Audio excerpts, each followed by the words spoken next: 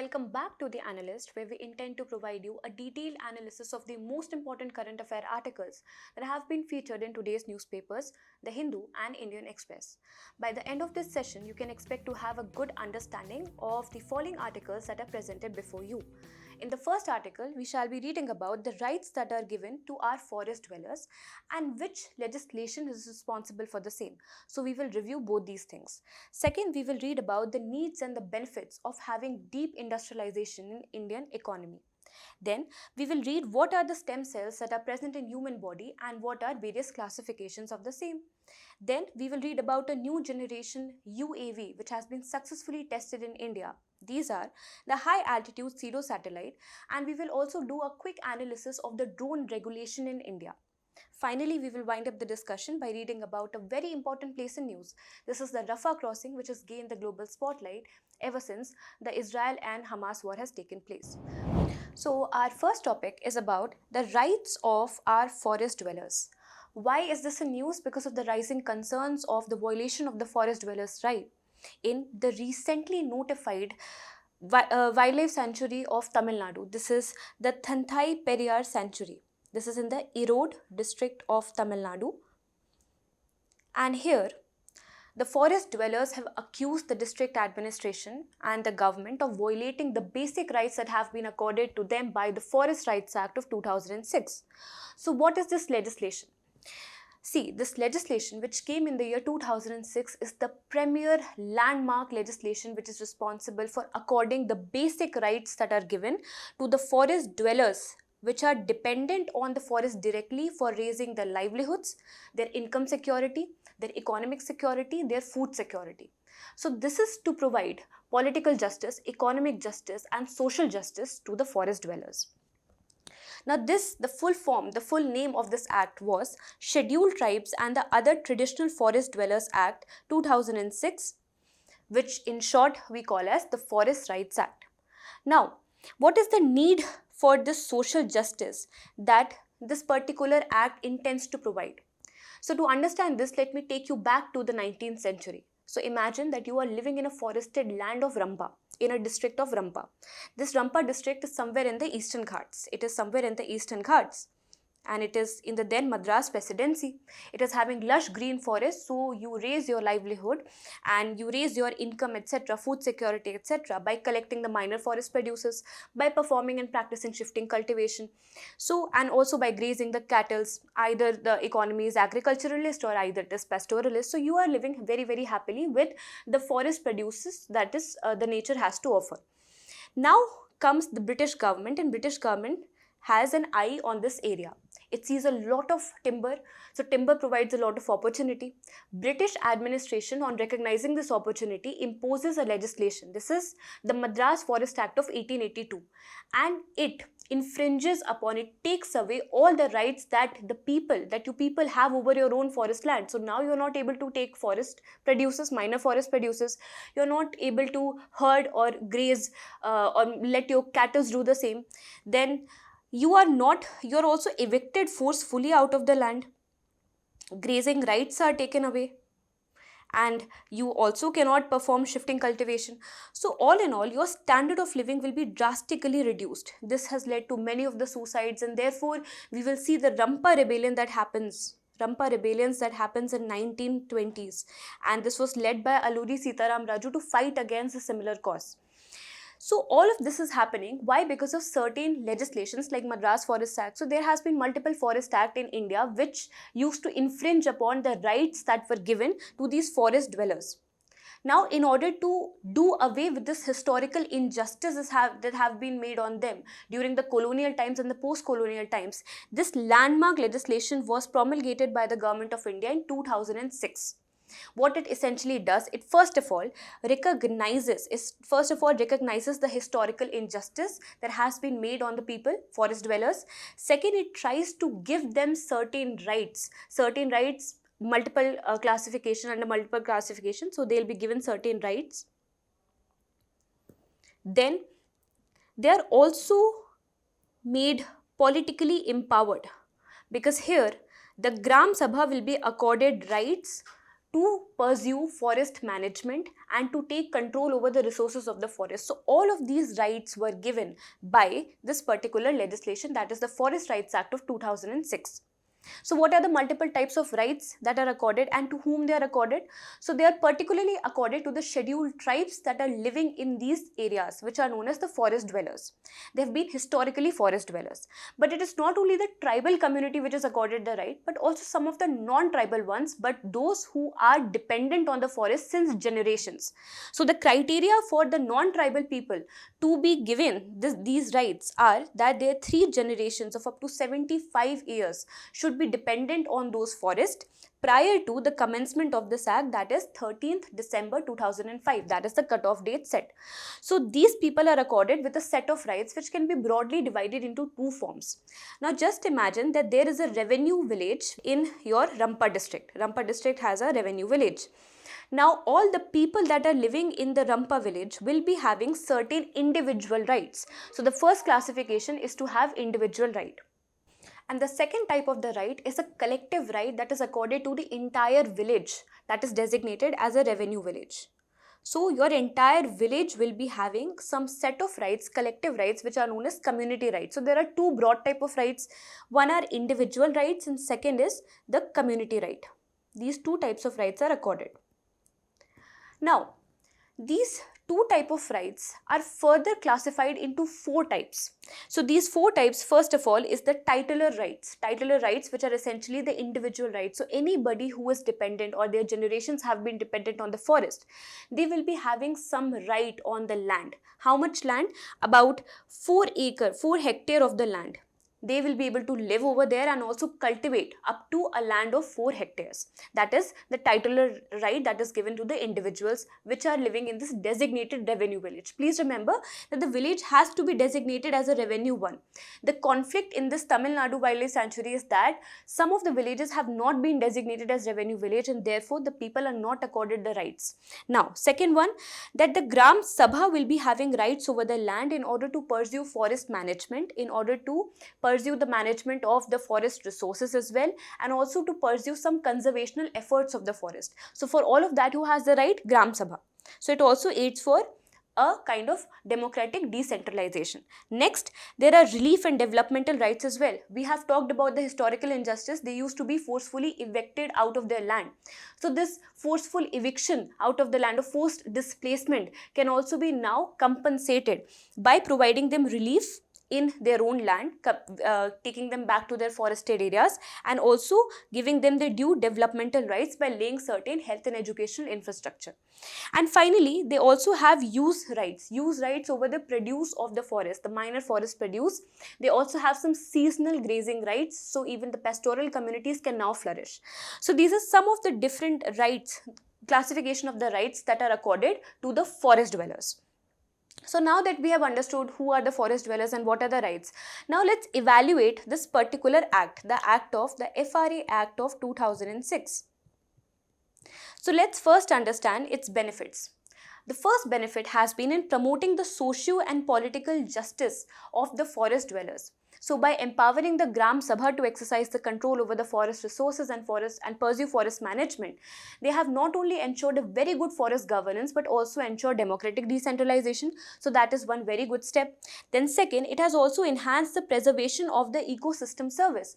Why? Because once the forest people know that they have got their due rights in the place, in the forest, then they will become more responsible towards the resources. They will become more responsible towards the place where they are living, and therefore they will become more committed towards preservation of the ecosystem services, preservation of the forest. For example, the Kani tribal community has been instrumental in preserving the biodiversity of the Agasthimalai Biosphere Reserve.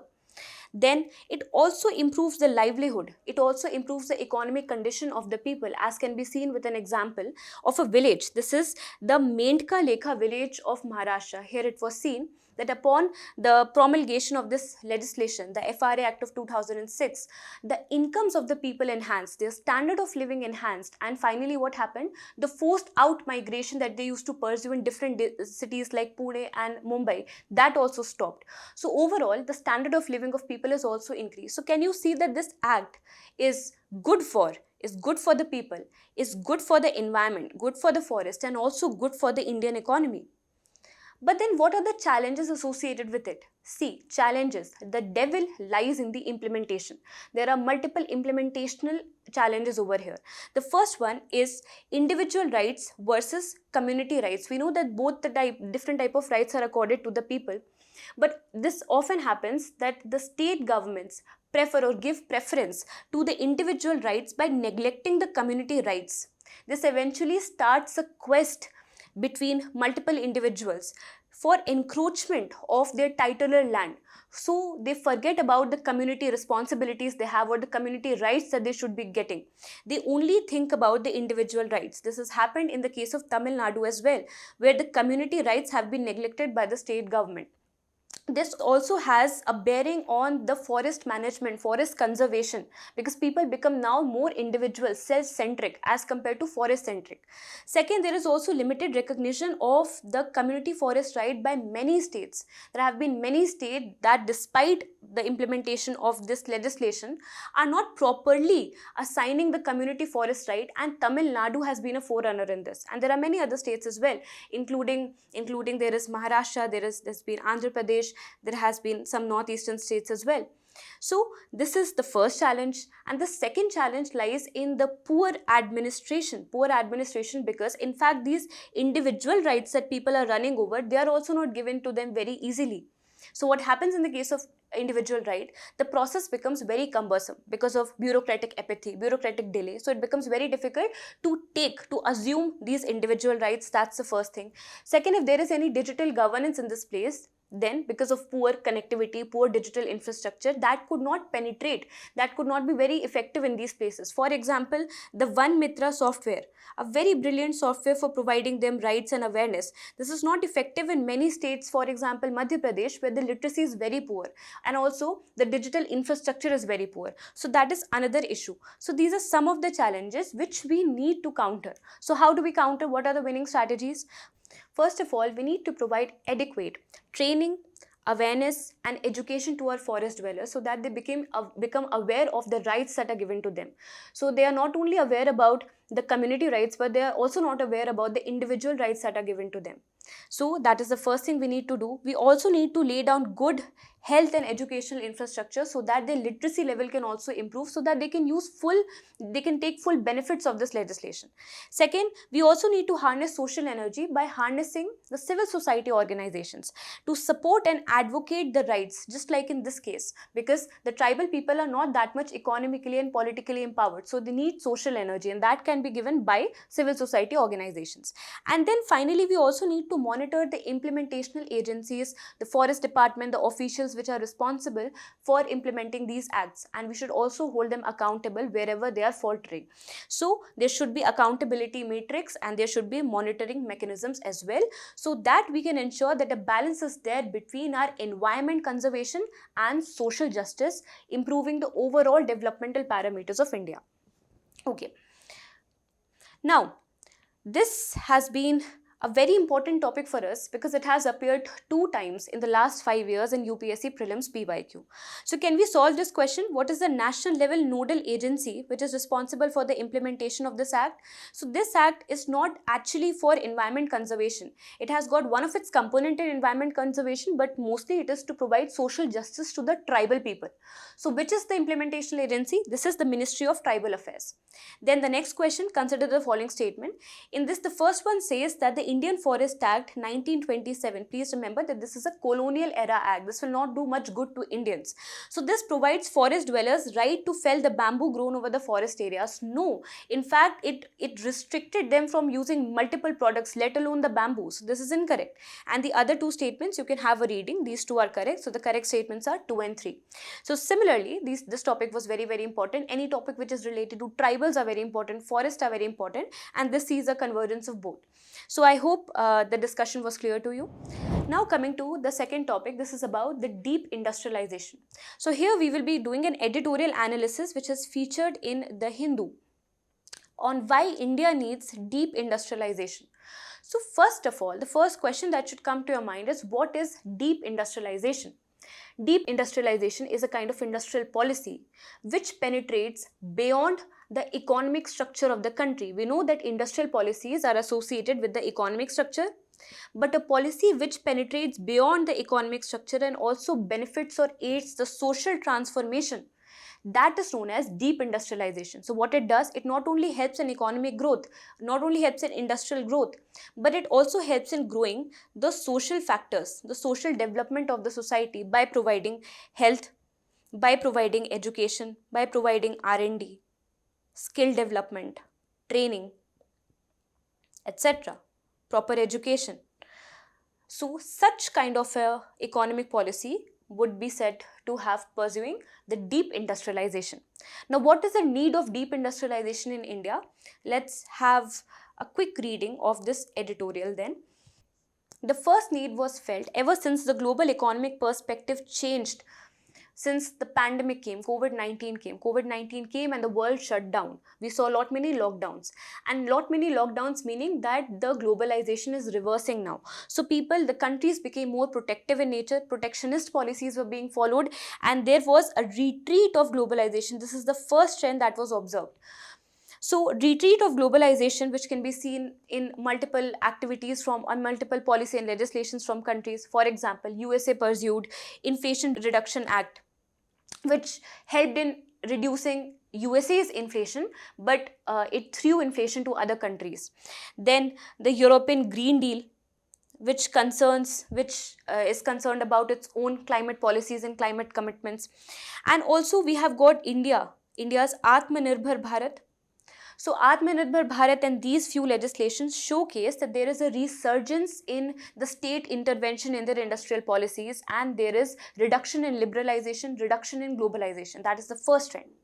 Then, when we talk about Indian scenario or change in its economic landscape ever since COVID, we can see few of the things. First of all, India has successfully retained its economic growth, which is retained in the bracket of 6% to 7%. But at the same time, we are seeing very skewed economic growth. So when I'm talking about skewed economic growth, you must have heard about the K-shaped recovery which happened during COVID. So when the COVID happened in that year, in 2019, there was a drastic fallout in the economic output. But when the recovery started happening, it happened rather unequally. So what happened? Some of the economic sectors, for example, services, they grew drastically or they recovered very, very quickly. Whereas on the other hand, the other like automobile sectors, real estate sector, etc., construction sector, they lagged behind. And this was a kind of K-shaped recovery trend that was observed from Indian economy. So the first thing that was observed is we managed the growth momentum. There was quicker recovery, but there were certain challenges associated. First of all, skewed growth. Second, there was premature deindustrialization that was observed. What is a premature deindustrialization? Suppose a country is pursuing industrialization, is ongoing industrialization. Now, the industrial output is increasing steeply, is increasing sharply, and suddenly it was expected to reach, say for example, it was expected to reach its full output at this level, and just before reaching this output, it faltered. And this is known as premature deindustrialization. Now, this fall down of the industrialization or industrial output can happen because of multiple factors, but the most important one are some of the structural and the policy changes that the country must be going on. So some of the structural challenges could be that the country is not having enough skilled workforce, and maybe because of this, some of the labor intensive sectors like automobiles, these are compromised because they are not having enough skilled force and they are dependent on labor. So these are some of the structural challenges which can create this premature deindustrialization, which is another trend observed in the case of India. India is also seeing huge socio-economic disparities. This was seen during the COVID and after COVID as well, where we were seeing a different contrast, where at the one end we are seeing there is high sale of the high-end cars among people, and on the other hand we are seeing the common people struggling with their basic needs, with food inflation. So that kind of economic disparity is also observed. There is also employment generation challenges. The rising economic output, rising economic growth is not proportionally getting translated into due amount of job growth. That is the biggest challenge, and therefore India is said to be having jobless growth. Now, all of this has created stagnation in the industrial growth. We are not able to take the full advantage of the industrial growth or the economic growth that is happening in the society. So then, how do we break this mold? How do we break this stagnation? One among the models have been given by the notable economist Raghuram Rajan and Rohit Lamba. Both of them have suggested that we need to deviate away from the manufacturing-led development towards more high-skill, service-driven growth. Because they say that service-driven growth, when we provide good amount of skills to the people, that will translate to maximum amount of economic growth in the country. But we need to evaluate this alternative growth model that have been suggested by them. Is it really good for India? Let's see. First of all, service growth, as you can see, heavily contributes in the GDP. It contributes to more than 50% of the GDP. But how much contribution does it has in the terms of employment generation? Only less than 30%. So which means it is not translating its output to equal amount of job generation. So the first thing is it has limited amount of employment absorption capacity. It only absorbs those people who are adhering to their skill requirements and not to the other people. So this leaves large labor pools unaddressed. Second, it also exacerbates the inequality because it favors the high skilled people. Google employs someone with a 2 crore package, whereas a person who's probably working in a manufacturing sector or say for example in agricultural sector has an income of only say 2 to 3 lakh rupees. So there is a huge income disparity, huge skewed growth that happens with service sector. Then it also has inadequate human capital. Why? Because in India especially you can see that not everybody is educated well. You can see in the case of the forest dwellers as well. They are not having the education infrastructure, at least not the adequate one. How will they be able to employ themselves in high-tech companies like Google?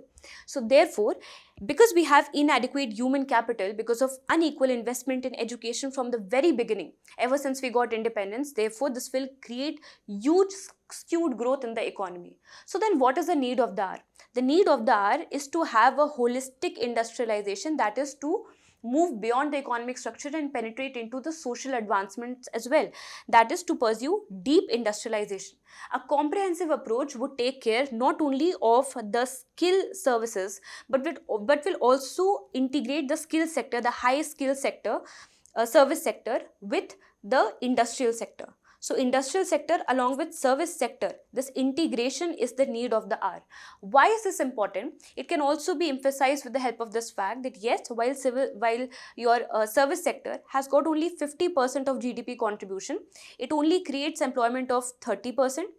In the case of industrial sector, manufacturing sector, what you can observe is they produce less than 50%. In fact, they produce only 17% of the contribution to GDP.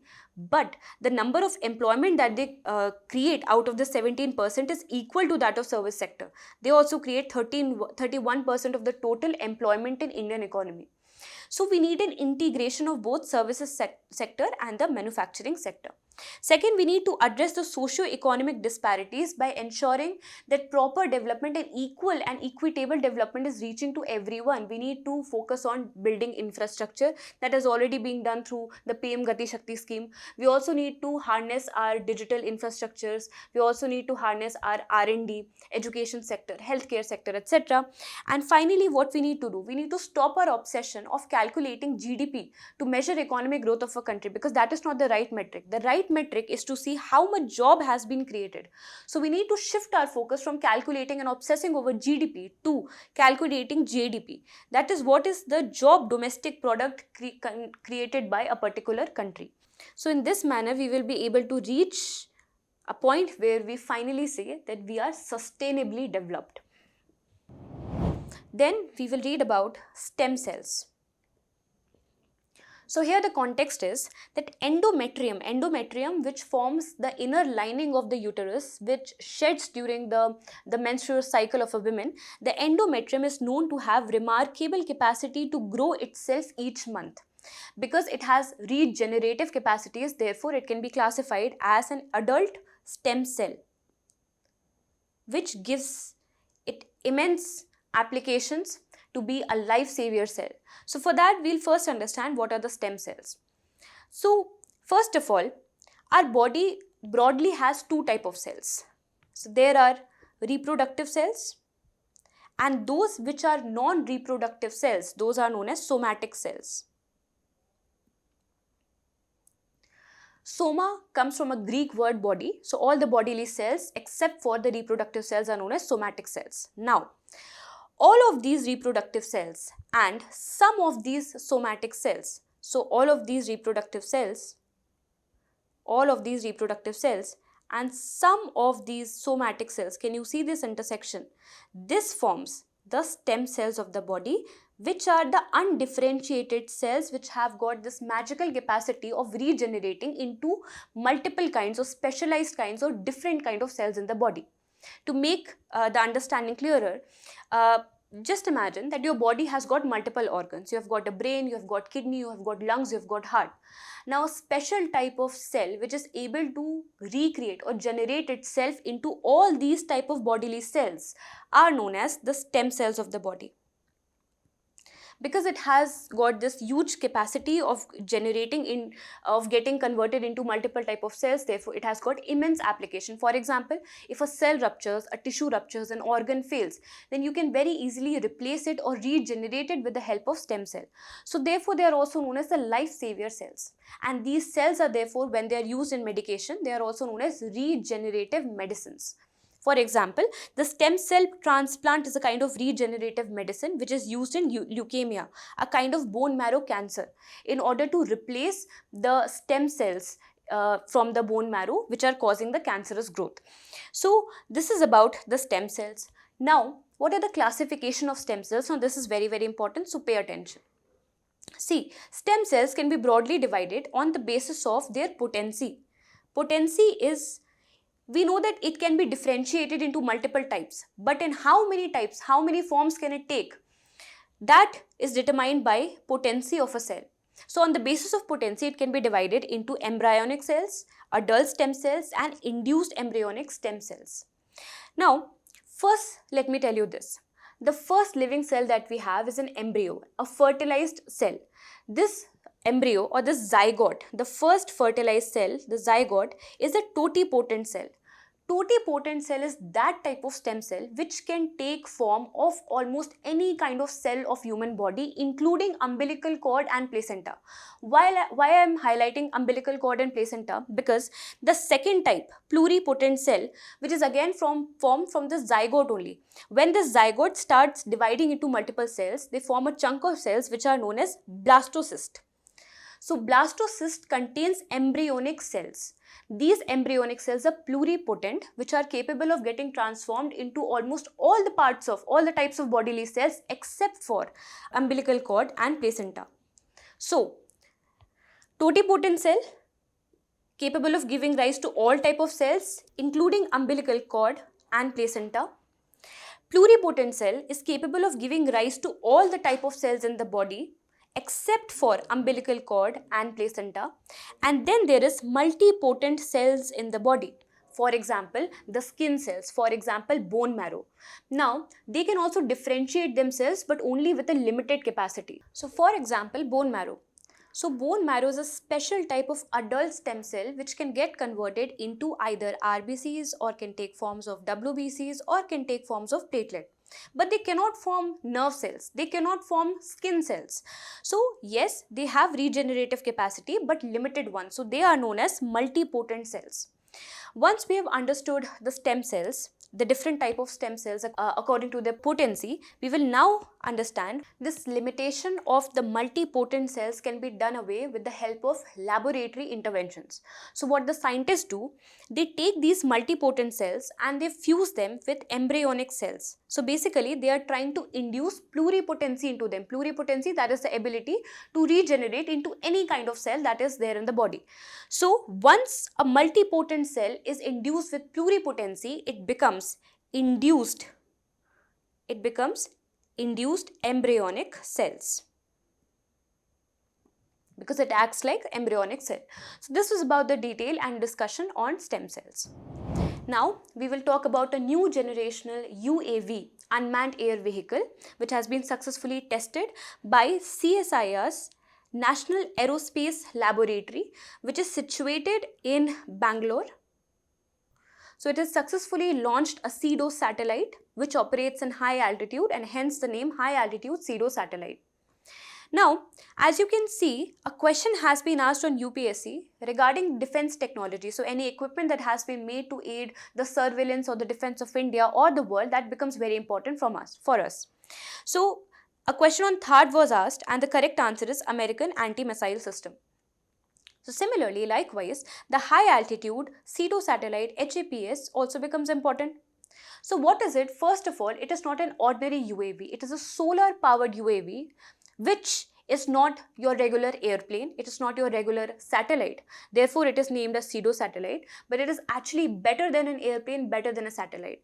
So this is a solar powered UAV which is able to fly for months and years. And why am I saying that it is better than airplane and satellite? The first reason is because it operates in stratosphere at a height that is double to that where a commercial airplane operates. So that is the first advantage it has. Then second, it provides satellite-like surveillance at better feasibility as compared to satellite, because in order to launch the satellite, it becomes more costly because we have to deploy launching vehicles, which is a very costly affair. We also have to manage it. We also have to control it. It is also less flexible because we cannot remotely adjust it as flexibly as we can adjust a pseudo satellite, as we can adjust something which is operating at a lower altitude, because as you know that the satellites are deployed at low Earth orbit, minimum at lower orbit between 150 to 1500 kilometers, and this one operates at a distance of from 18 to 20 kilometers. So it somewhere operates, if an aeroplane operates over here and satellite operates over here, it somewhere operates between here. So it is easy to control, it is more flexible, it is more stable, and it is also having low cost as compared to satellite, and therefore it is of immense use not only for defense but also disaster management, for surveillance, etc. Now, why we wanted to focus on drone regulation is because we knew that it is working at 18 to 20 kilometer, but is it allowed in India to deploy a UAV or a drone, which is basically an unmanned aerial vehicle, to operate at this height? So what are the legislations regarding the same? So in India, all the drones are regulated by the DGCA, and there was a liberalized legislation which came for the same. This was the airline rules by DGCA that came in the year 2021. So these drone rules that came in 2021, first of all, made a very different classification of the UAVs based on the weight. Previously, it was made on the basis of the mode of operation. Now it is on the basis of weight. So you can see there are 5 classification of all the UAVs that operate in India. Nano, which is less than 250, and maximum, which is greater than 150 kgs. So all of them are accorded differential legislation. So for example, if you talk about nano ones, they do not require third-party insurance. They are given clearer or faster clearances. Similar with the case of micro ones, having lower legislation as compared to larger ones. So there are differential legislation. Now there is a third-party insurance which is required for all the drones that are operant in India, except for the nano satellite or nano drones. So we have got a third-party insurance clause under the Motor Vehicles Act of 1988. Next is, any drone, if it has to work in India, it has to be certified of airworthiness from the Quality Council of India. Please remember, not DGCA, but Quality Council of India. And the DGCA has also made a designation of the spaces with differential regulation again. So this is an airspace that is created by the DGCA in its online platform for dedicated registration of these drones. This is the digital sky platform. What are the particular legislation? Let's have a quick look on the provisions. So first of all, it reduced the number of forms that have to be filled if somebody wants to register their drone from 25 to 6. Then it also enabled an online platform of the name Digital Sky Platform for providing quicker clearances, online registration. Then you do not need to have any flight permission in the green zone. So you'll be reading about these aerospaces. But then we also do not need any pilot license for micro drones, for nano drones, and also for any drone, even if it is a large drone conducted for R&D purposes.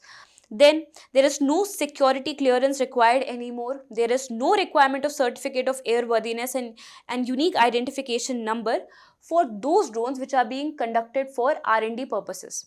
Then coverage of drones have been increased from 300 to 500 kg, which means now India can also operate the drone taxis because they have also came under the ambit of this regulation. And similarly, drone corridors will be created. So these are some of the provisions of the regulation. Now, let's talk about the airspace map. So if you see, the vertical designation or delineation of the airspace is done in such a manner that if you are operating up to a height of 400 meter, you would not require any clearance at all. And this is known as green space. But this we are talking vertically. But if you move into a yellow space, we'll read about the yellow space, but if you move into a yellow space, then you will be able to fly without approval, without clearances, without permit up to a height of 200 meters. That is the vertical classification of the spaces. Now let's talk about the horizontal classification. So first of all, let's understand what is a red zone area. So it has designated red zone, yellow zone and green zone. So obviously, as you can see, the red zone is where the drone flights are completely prohibited. This is the area where the airport is operant. So then distance from the airport is taken in different manners, like a 5-kilometer distance is taken, then 8 kilometers and then 12 kilometers. So up to 5 kilometers from the airport, this is the inner yellow zone. And in here, you would require ATC permission to fly the drone. If you move beyond that, this is again yellow zone, no permission required up to a height of 200 feet. And if you move beyond 12 kilometer away from the airport zone, that is the red zone, you will get the green space where you can fly up to a height of 400 meters without any permit requirement. So these are about the drone regulations of India. And now let's talk about the final topic. This is a very important place in news. This is Rafah crossing, which has gained the global spotlight ever since Israel-Hamas war has taken place. So South Africa recently has moved to the UN Top Court, which is the International Court of Justice, as Gazans have started fleeing from Rafah. So what has happened? Because Israeli tanks have attacked the Rafah, and therefore it has led to fleeing of the Gazans away, and most of them have been fleeing into the territory of Egypt. And as we know that South Africa has been active against the Israel's offenses against Gaza and Palestinians. So therefore it has moved to the ICJ court. Now let's read about this place in news, the Rafah crossing. See, first of all, where is Rafah located? Rafah is located in the northern provinces of Gaza. So if you talk about this area of Israel-Palestine, the Palestine is where West Bank and Gaza is. So these are the areas of Palestine. In Gaza, which is surrounded by Egypt, Sinai Peninsula specifically, Israel and Mediterranean Sea, in the Gaza, the southern portion, a southern exit point is known as Rafah. Now, why are we reading about these exit points? Because Gaza is undergoing through a very intense blockade. What is meant by blockade? So what has happened that ever since 2007, when the Hamas took over the political power in the Gaza, that is when a blockade or basically restriction on the movement of goods and services and people from the boundary of Gaza, this was restricted by both Israel and Egypt, that is the neighboring countries. So both of them have put up a blockade in this region of Gaza. So people and goods cannot go out except from 3 exit points. So what are these 3 exit points? So first of all, in the northern one, there is Erez crossing. But as you can see that it shares border with Israel. And currently Gaza is in war with Israel, so this exit point is cut. Then in the southern part, we have Kerem Shalom goods crossing. This shares boundary with both Israel and Egypt, that is Sinai Peninsula.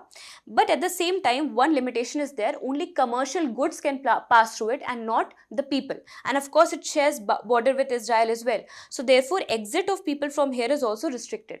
Now, the only option left with the people who want to escape for their lives is the Rafah crossing, which shares border with the Sinai Peninsula, that is Egypt. And therefore, people are moving out using this Rafah crossing, which is again under blockade or again under offensive by the Israeli people. So you can observe that this is Sinai Peninsula. Sinai Peninsula is surrounded by Mediterranean Sea in the north and Red Sea in the south, and also Gulf of Aqaba in the east. Sinai Peninsula is also where you can see the Suez Canal, which connects the Mediterranean Sea with the Red Sea. So this was about the mapping that we read today. So I hope you have enjoyed the session. Thank you so much and have a nice day.